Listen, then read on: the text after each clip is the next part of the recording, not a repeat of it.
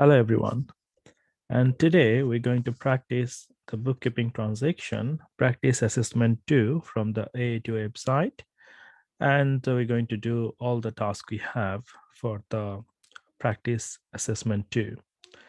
Now, the first screen you can see that's very simple. You have like how long is the exam for? So 1 hour 30 minutes will be the exam duration, and you have to attempt 10 tasks. So there will be 10 question in the exam, and there is no optional. You have to answer every single question you have. And there are a few more things like the VAT rate is 20%, even though the question don't mention anything, still the VAT rate is 20%, and you can use the number write with 100.57, but do not use the comma or don't use the space in order to write any sort of pens. So this is very common, and every single exam you do for the AT, they will give you some instruction. It's always better to read the instruction. So let's start with our first question we have. The first question normally come from the invoice, and you have to prepare the invoice. Now there could be a different format, so we need to know how actually you answer based on the different requirement. Let's read the first question. The first question we have here, they said a sales invoice is being prepared for goods supplied as shown in the quotation below. Now, quotation is like open offer. Quotation is not an order, but before you actually buy the product, you send inquiry to the supplier to find it out how much is the price for the goods or service you like to buy. And that is called quotation. So you can see the quotation we have here. And after they're saying we have invoice, and they're asking to complete the invoice. So shouldn't be any difficult. Let's read this question. Johnson and Jones quotation to CVL. So CVL is the customer. Remember that on the invoice, the top information is always for the supplier. So obviously on the invoice, if you see something on the middle top, this information from the supplier.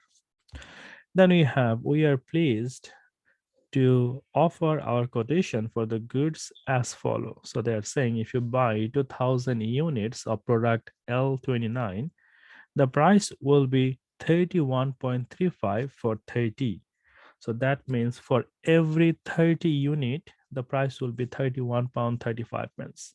So that's a little bit tricky, but it's not difficult. So if you buy 30, the price is £31.55. So how much will be the cost for 2000 units? So that one we have to find it out. Now we can do some workings always. So let's try to do some workings here.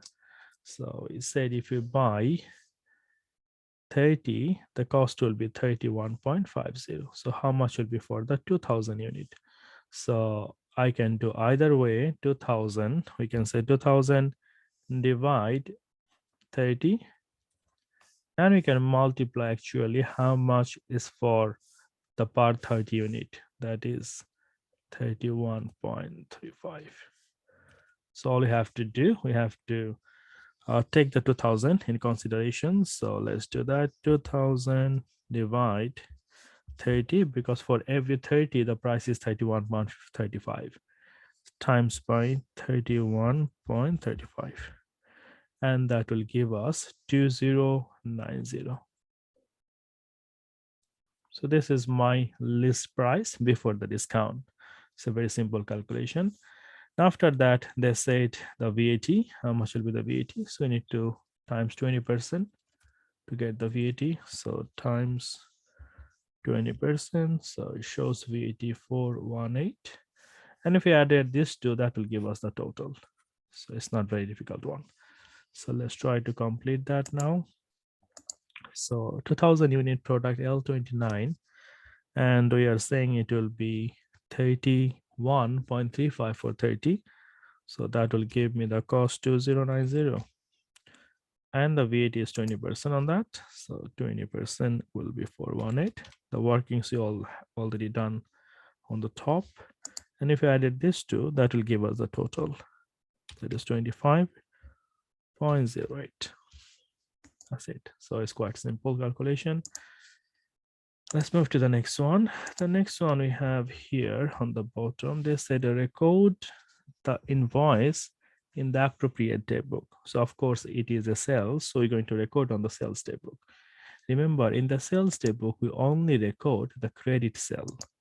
So we do not record any cash sale on the sales daybook. So on the sales daybook, only we record the credit sales. So every single invoice that we send to our customer, this one has to be recorded on the sales daybook. So you're going to record on the sales daybook. So from the pick list, we just choose that one, sales daybook. On the details section, we're going to write the customer detail. So if you remember, the invoice sent it to CVL Limited. So this is my customer. So I'll write the customer name first, then the account code. The account code will be given, obviously. So let's have a look. What is the account code? So if we look at the account code here, it says CVL12. So we're going to write CVL12. Actually, here we don't do anything, just copy the information.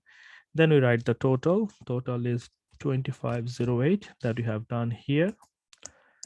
And then the VAT, that is 418, and the net 2090. So this question for the 6 marks, actually we are not doing anything, just copying the information from the invoice. But if you made a mistake on the invoice, that means you made a mistake here. So you need to be very careful. The information on the invoice is very accurate.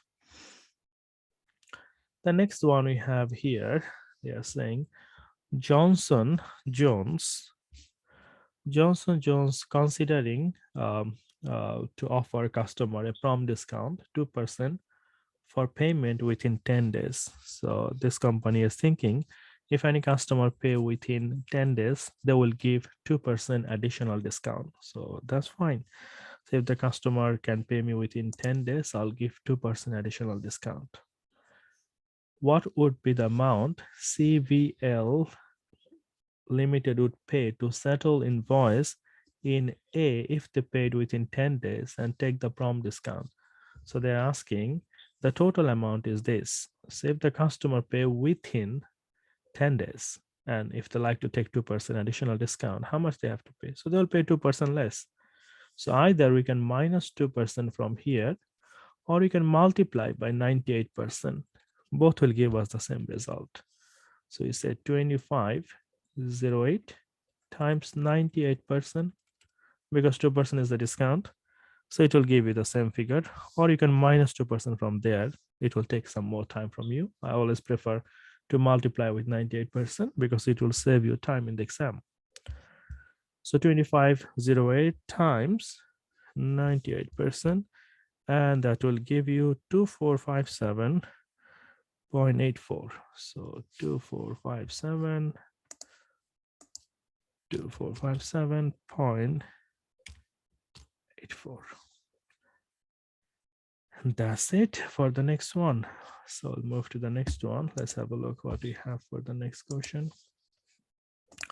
The next one we have here, they're saying this is the sales ledger account of CLV. Sales ledger means the customer account. It is a subsidiary ledger.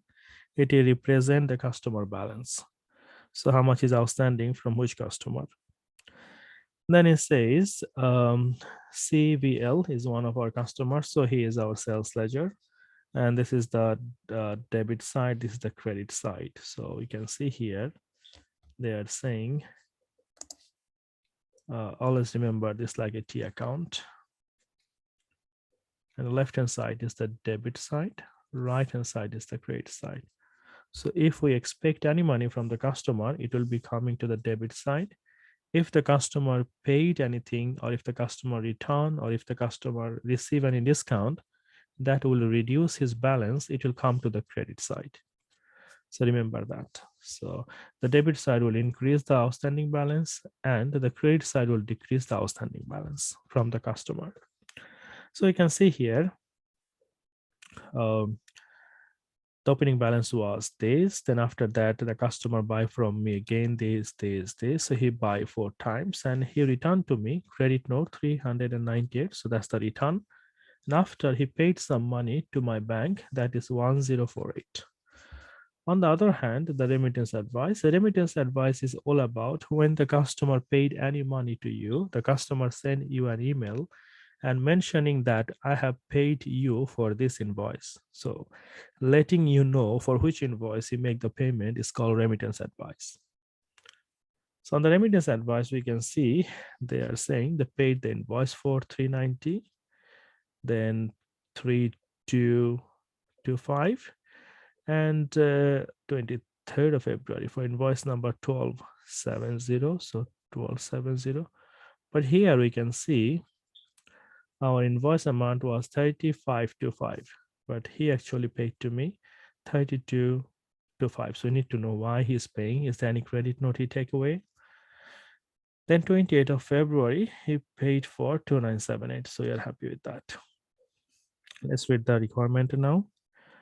The requirement is says, show which two transactions have been paid incorrectly and have not been included in the payment by placing the relevant transaction in the appropriate column of the table below. So which two? We can see this one is incorrect. 23rd of February, invoice number 1270. He's supposed to pay me 3525, but he actually paid me 3225. So I'll say invoice number 12 paid incorrectly for invoice number 1270 because the amount was wrong and not included in the payment. Which one he still need to pay?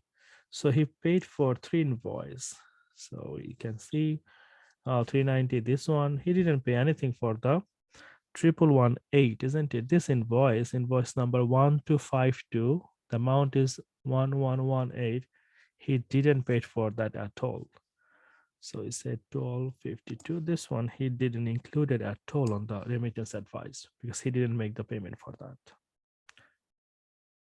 So it's not difficult one. So let's move to the next one. Question number 2. Question number 2 normally is come from the discrepancy to find it out the difference between the delivery note or invoice, sometimes the credit note and the good received note. So you have to find the difference, which one is not matching. So it's very important to read the question very carefully so that you can find where is the discrepancies and why it is not matching, which information is not matching from one documents to the another documents. And let's have a look at this one. The credit note and good received note below relate to incorrect goods supplied to Hawkins Limited on 1st April 2010. So this is the incorrect goods supplied to H Limited. All right. So we have a credit note. Credit note means it's all about the return, and good received note, that's the good delivery note, you can say that. So when you receive the good, so they will give you a paper like this is the goods you have received. Let's try to find what is the discrepancy you can see here. First we read the credit note. It says credit note number J192. 90 item of this is the product number, could be anything, at £2.50 each. So 90 times 2.5, it should give you 184.50, and after that VAT 20% and total. So you want to check all this amount is correct or not, because when I make the order, the good received note tell us 90 items should be 2.05. This is actually matching because when I order 90 item and he said he will charge me 2.5 pence, and I can see he charged me 2.5 pence, but I want to see the calculation is correct or not. So let's make the calculation a little bit. So 90 times 2.05. So 90 times 2.05, and it gives you 184.50. So I'm happy with that. The next one, I have to do 20% on that, the VAT on this amount. So times 20%, and it gives me 36.90. 36.90, not 3960. Unfortunately, they charge me more VAT. And if they charge me more VAT, the total will go high because VAT plus the net gives you the total. So I think like by mistake, they charge more VAT. So when I checked, I found the VAT is wrong because 20% of 184.50 is 36.90. So I said, okay, the VAT amount is wrong. And because of the VAT, the total amount is also wrong because they added more VAT. So I said, I'm going to see what is the difference here. The requirement here is identify two discrepancies in the credit note. So what is the two discrepancies in the credit note? The first one, the VAT is the wrong, it's not matching. And also the total amount is wrong, it's not matching. So these two are the discrepancies we found here. All right, the next one we have the credit note below has been received from another credit supplier. So that means I returned and the supplier sent me a credit note. You only receive credit note when you return something. So that means if I receive a credit note from the supplier, that means I have returned something to him. What is the credit note? So we can see we received the credit note for the prom discount 27, VAT this total 33. That means it's not the return, it's basically I took the prom discount. So my supplier said, if you can pay me within this day, I'll give you some additional discount. And I did that. And because of that, I got some discount. So this is the prom discount credit note. So I said, that's not a problem. So what is the requirement? Complete the day book below by selecting the correct day book title, entering the credit note from the bar PLC, totaling the total and VAT and the net column. Okay, it's not difficult one. So we need to enter. So if there is any discount we received from the supplier, because we received the discount from the supplier, it will be on the discount received book. So look for the discount received book because we have received the discount from our supplier. So recorded on the discount received book. And after they said make the total, so we'll do that. So let's try to do that. First, we need to enter the credit note. So credit note, they said credit note number CN42. So CN42, we need to enter this credit note. That is 33.24 and the VAT is 5.54 and the net is 27.70. After we make the totals, we'll make all the total of this column. That will give us 155.22. The next one, we're going to add all the VAT. That will give us 25.87. And finally, the net total is 129.35. That's it. That's very simple one. So all you have to remember, if we receive the discount, it's a discount received table. If we allow any discount to the customer, that will be discount allowed table.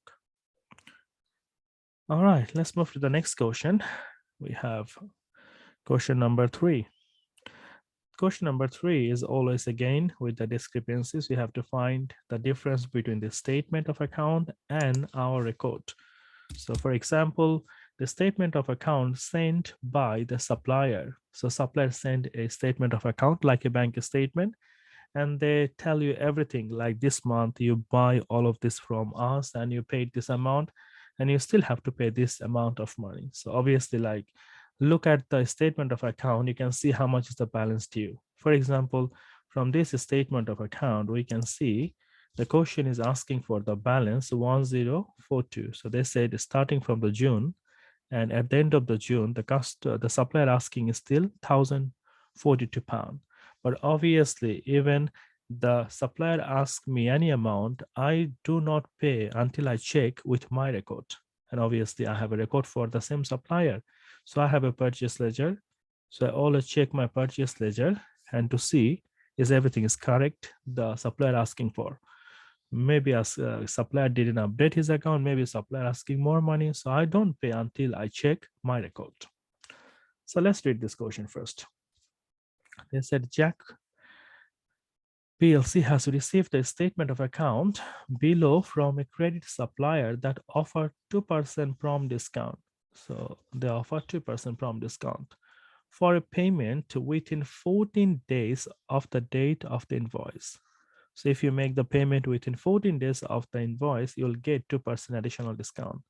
Today's date is 30th of June. Remember that. It's a very important because I have to check from today, because even the company said like, oh, you can get 2% discount. But if I see the time is already over because I'm in 30th of June, so I'll not be able to take the discount. Let's have a look at this one. The first one we have, let's see the requirement.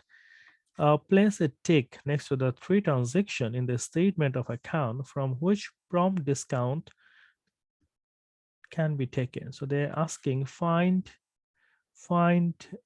three transaction, find three invoice or transaction. From there, we can still take the discount. So we said, okay. Now let's have a look. 5th of June. Now 5th of June is the invoice date, and we are already 30th of June.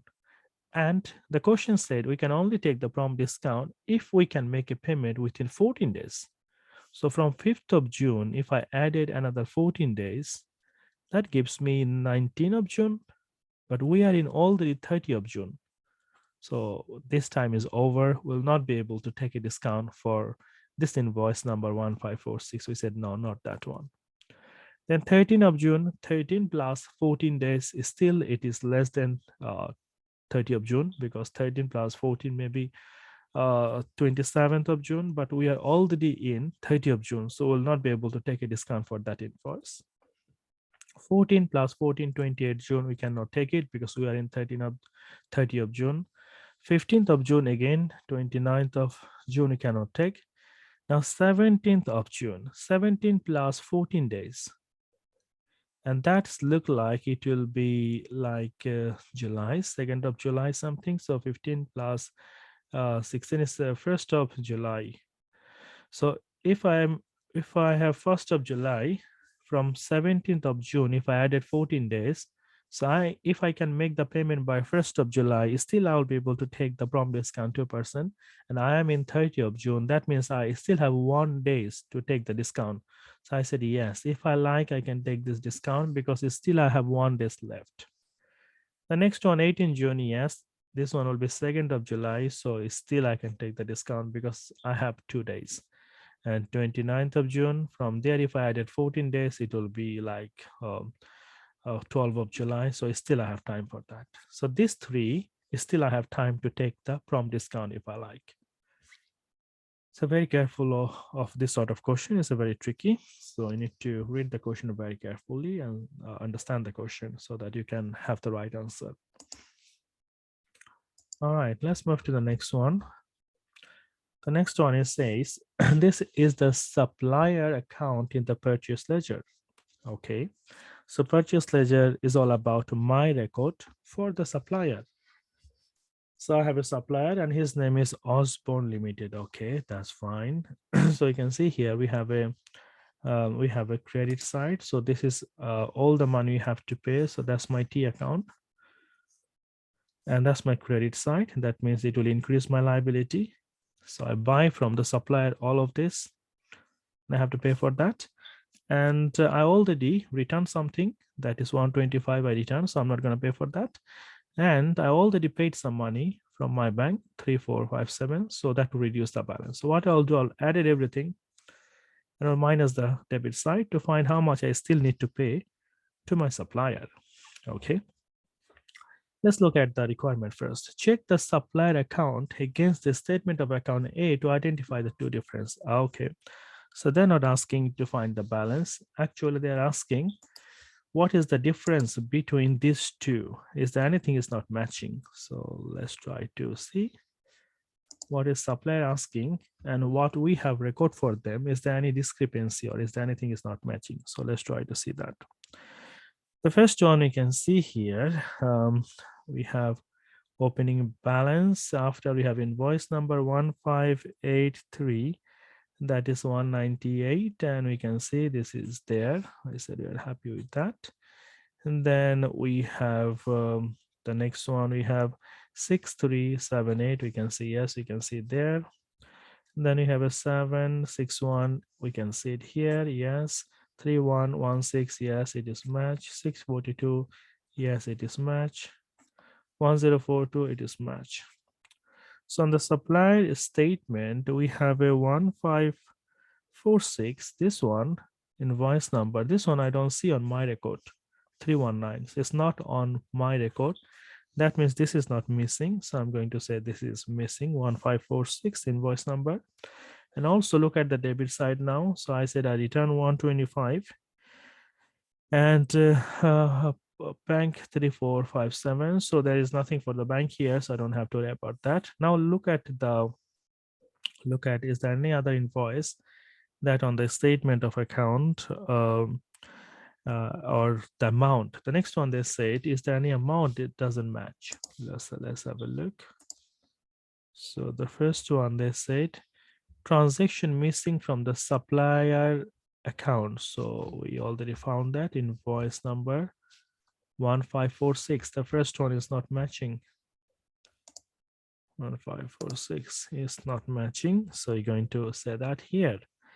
And the next one they said, transaction amount do not match. So let's have a look. Is there any amount that doesn't match? So you can see here 15. Let's try to do that. We have a 198636378. So this one, you can see this one is 6738, but it's supposed to be 6378. So we are saying it is 6738 and the supplier is saying 6378. We don't know which one is right, but this is not matching. So this one and this one is not matching because invoice number is okay, but the amount is not right. So you're going to say invoice number 1585 is not matching the amount. So invoice number 1585, the amount is not matching. All right, very good. Let's move to the next one. The next one we have here, there's the two invoices below were received on 10 July from a credit supplier that offer a prompt discount. Okay, so we have received two invoice from the supplier. They're offering the prompt discount. So the total amount is this and this. So they are saying to get the prompt discount, what we need to do, we need to pay within 10 days. So this invoice has to pay 10 days to get 3% discount. So from here, we can multiply by 97%, because if we don't have to pay 3%, we will pay 97%. This one we can multiply 98%, because this is 2% prompt discount within 14 days. So let's look at the first one, CBG Limited. So CBG Limited, how much we need to pay? So you're going to pay 97%. So 1056 times 97%. And that will give us 1024.32. And the next one is I'm going to multiply 792 times 98%, because 2% is the discount. And I have to pay 776.16. 776.16. Now the date. So from the invoice date, the first one, CBG, the invoice date is 9th of July. From 9th of July, we have 10 days. So 9 plus 10 has to be 19. So 19 of July, 19 July. And the next one, 9th of July plus 14 days. So 9 plus 14 days. That will give us 23rd of July. So 23 of July. That's it. That's not the difficult one. That's okay. All right. So let's move to the next one. The next question, we move to task number 4. And this task is for the cash book. So let's have a look what we have. Remember the cash book, obviously like cash book is the tricky one. And you have like 15 marks, so you don't want to lose any marks from this cash book. So make sure you understand that if there is a credit sale, or if there is a credit purchase, that means sales ledger control or the purchase ledger control, remember you do not separate or split the VAT, because this is a credit transaction and this is a this has happened before. It's not happening today, so the VAT is already sorted before, so you don't have to separate the VAT. But if it is a cash transaction or cash purchase, cash sale, that means it's never happened anything before, so you have to pay the VAT because you never paid VAT for that. So very careful with that.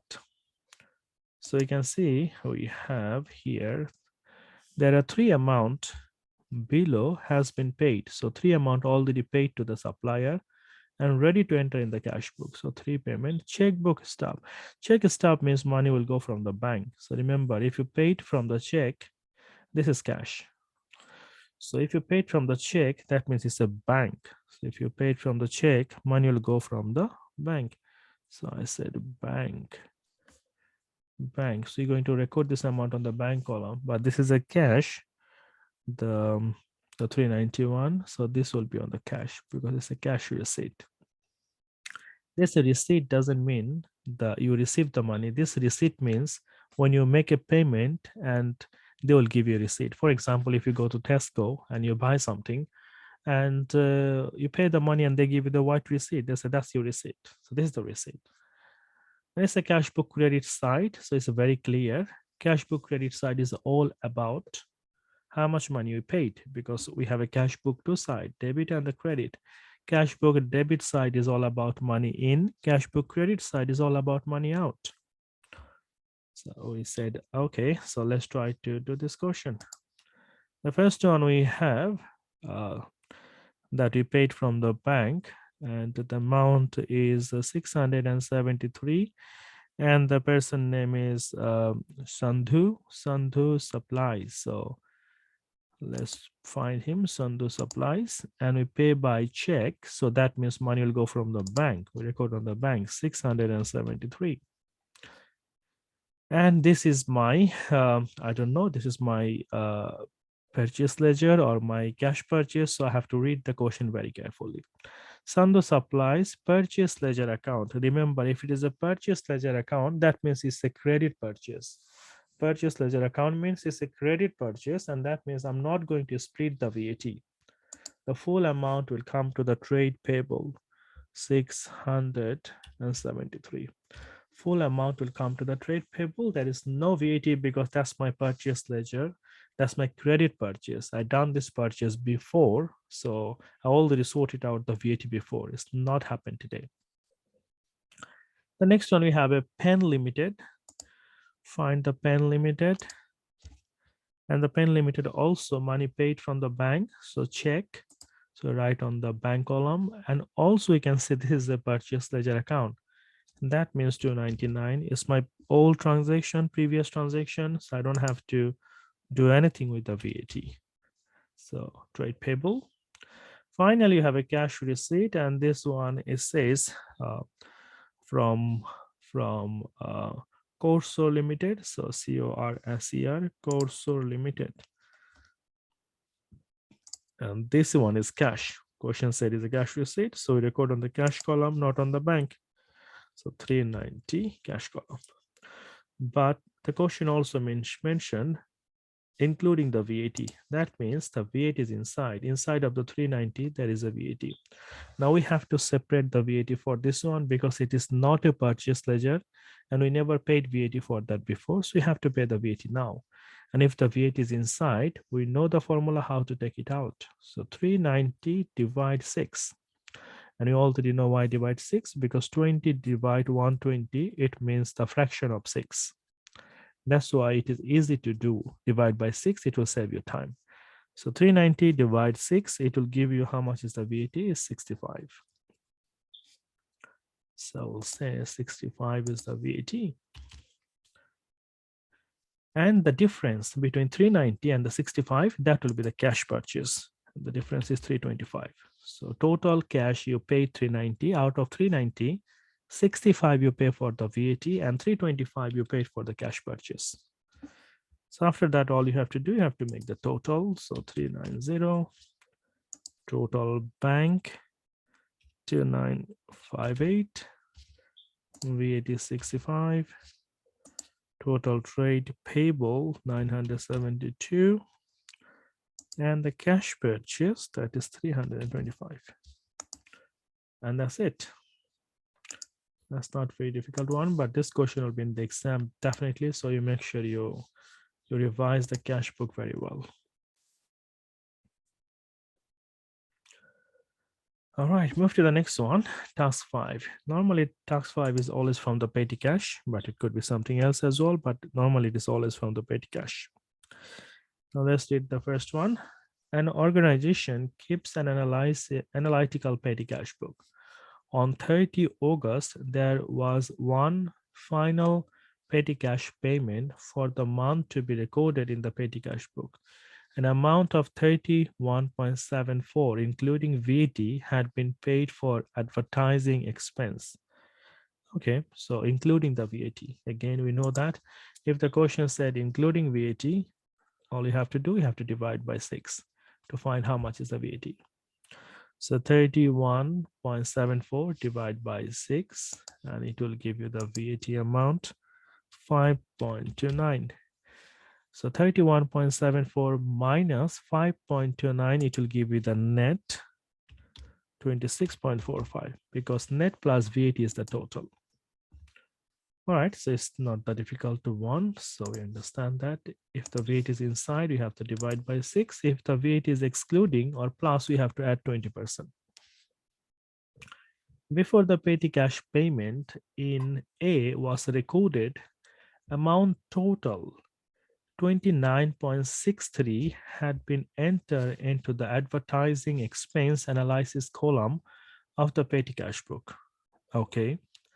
Calculate the total advertising expense analysis column after petty cash payment in A has been recorded. So it's very simple, isn't it? So total we have paid 31.74.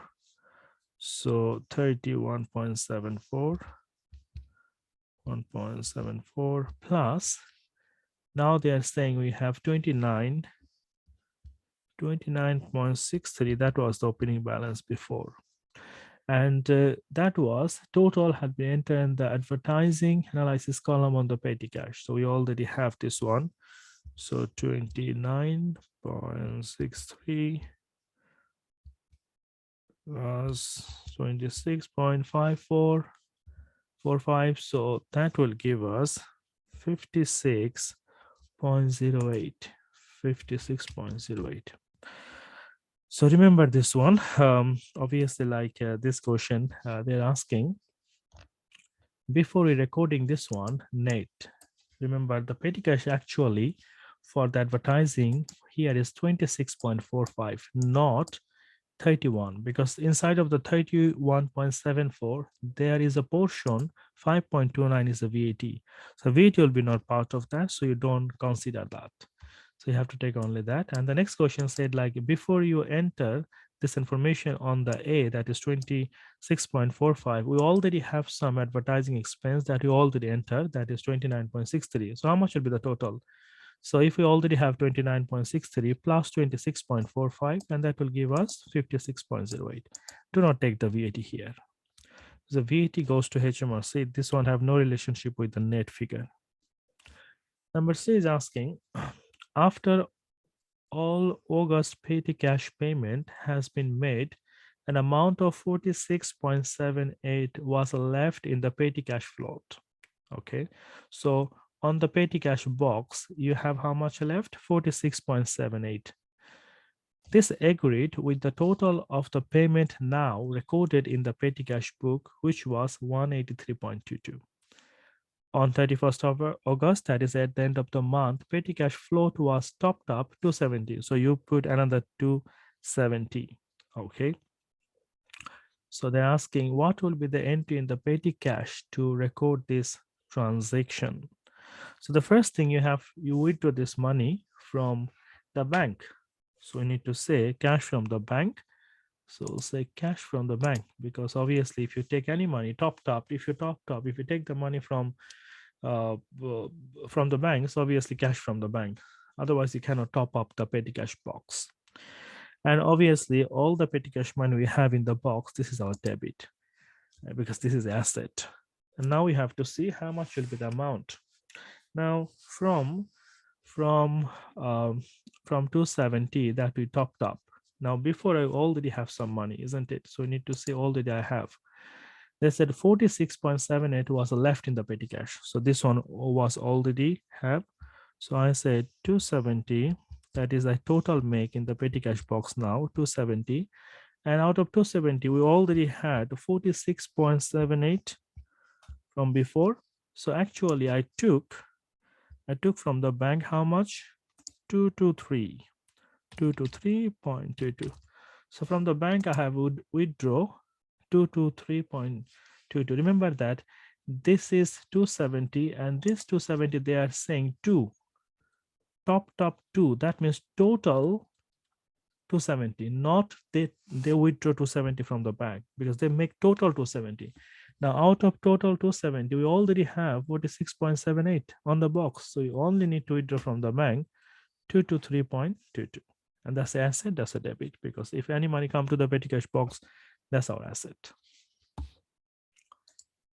All right, let's move to the next one. The next one, they are saying what will be the entry in the petty cash book to record the closing balance. Now at the end of the month, August, we have 270 on the box. So you're going to write 270 we have on the box. So that's my closing balance. And closing balance is always credit. And closing balance means balance CD. So closing balance, remember that closing balance means balance CD. And how much we have total left on the box after the top. So the impress amount 270, and closing balance always credit because it will move from here as a closing balance. Whatever is the closing for August will be the opening for the September. So anything closing for today is the opening for tomorrow. All right, the next one we have here, the petty cash receipt below are now ready to be recorded in the petty cash book for September. Okay, let's try to see how much we have here.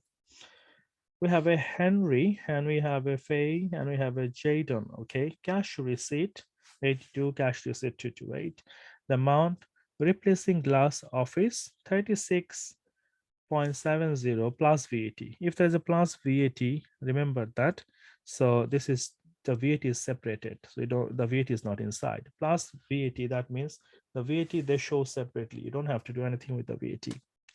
Only you have to be careful if the question said including the VAT, because you have to take out the VAT because VAT is for HMRC. So we do not include the VAT figure on the petty cash. We only take the net amount. So the next one, they said floral, and we have a including VAT, you have to find it out. The VAT is 4.26. So you have to minus this amount. So 25.56 minus 4.26. Then again, 50.16 including VAT. So you have to minus 8.36 the VAT, and we have to find the difference. All right. So the first one we paid for the replacing glass. So this one is look like premises expense, because glass are set up on the premises, so it is a premises expense. And we have to say 36.70. We just take the net, remember that, don't take the VAT. Then the next one is fares limited. This one for the display reception. So this one look like you can put on the miscellaneous expense, because this one don't have a specific category. And including VAT 4.26, so you have to minus the 4.26 from the total 25.56, and that will give you the total the amount, that is 21.30. And finally we have a paint to repair the delivery ban. So that will be the motor vehicle expense. So motor vehicle expense, and again including VAT 8.36, we have to take it out. So we said 50.16 minus so 50.16 minus 8.36, that will give you 41.80. So only take the net amount, not the VAT. All right, so this is up to task number 5 we have done. So we'll move to task number 6 on our next part. So we'll stop here for the part 1. And for the part 2, we'll be starting from 1.6 and we'll try to do all the questions we have. Thank you very much, everyone, for watching my videos. If you have any question, you can email me and I'll try to help you if I can. So hopefully this video will help you understanding, and you'll have a good grade in the exam.